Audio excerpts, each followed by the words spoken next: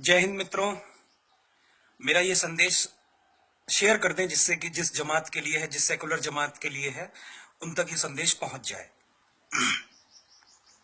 कई लोग देश में हिंदू मुस्लिम एकता की बात करते हैं, लेकिन मेरा उनसे सीधा सा सवाल है कि आप इसी देश में रहते हैं।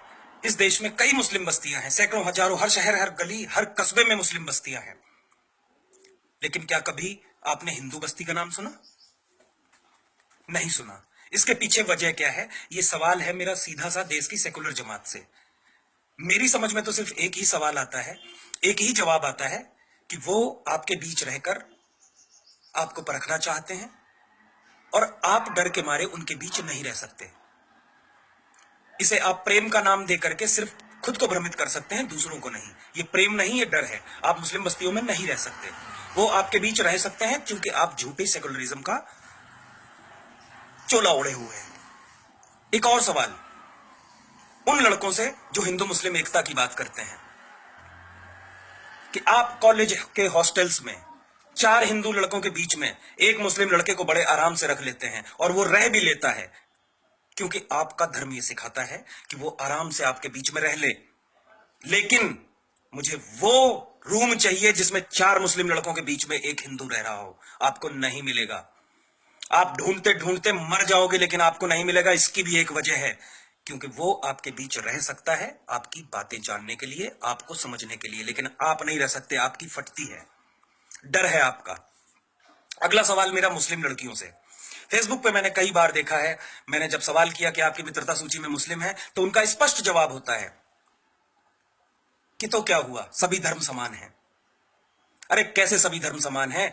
अगर रीता की फ्रेंड लिस्ट में, सीता की फ्रेंड लिस्ट में रिहान, अमजद और जुबैर हो सकते हैं, तो मुझे जरा सबाना की फ्रेंड लिस्ट में दीपक, दिनेश और महेश दिखाओ। ये सवाल खुद से करना। ये मुझसे, मैं सिर्फ बोल रहा हूं, आपसे सवाल कर रहा हूं। मेरा कोई उद्देश्य नहीं है आप पर थोपना, लेकिन हां, मेरा उद्देश्य है आपको वास्तविकता के मूल से अवगत कराना। आपका झगड़ा, आपके दोस्त का झगड़ा, आपके बेटे का झगड़ा जब किसी दिनेश, रमेश या महेश से हो जाता है तो आप तुरंत चल देते हैं विरोध करने। लेकिन वही झगड़ा जब जुबैर, अमजद और अहमद से हो जाता है तो आपके मन में एक भय क्यों उत्पन्न हो जाता है? आप जब एक सुनसान गली से गुजर रहे होते हैं और सामने से एक व्यक्ति आ रहा होता है भगवा चोला पहनकर या सामान्य कंडीशन में, तो आपके मन में भय उत्पन्न नहीं होता, डर उत्पन्न नहीं होता। लेकिन क्या हो जाता है तब?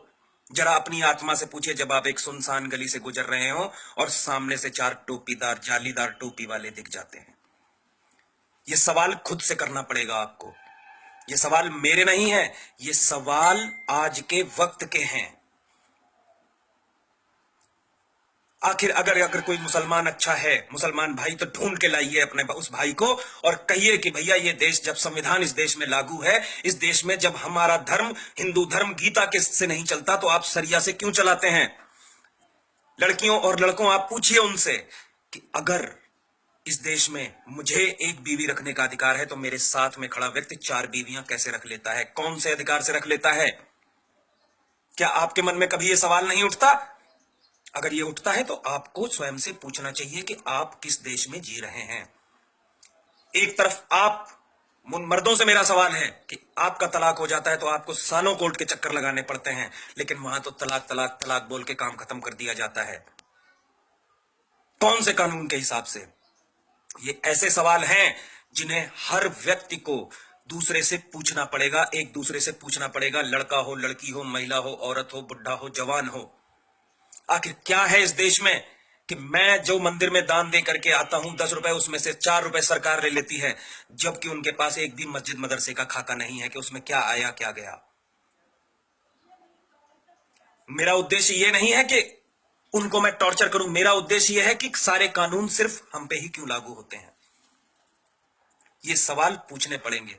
मैं तो जग गया हूं। मेरा उद्देश्य है ज्यादा से ज्यादा लोगों से ये सवाल पूछें और लोगों को जागरूक करें। बहुत जल्द ही इसको लेकर के सड़कों पर युवाओं का एक आंदोलन आने वाला है, जिसमें आप सभी का मुझे पूरा सहयोग चाहिएगा।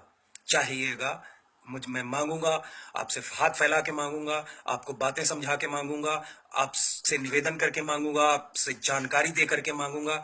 लेकिन मित्रों, मुद्दा यहाँ पे धर्म का नहीं, मुद्दा है कि आखिर हमें बेवजह क्यों दबाया जाता है।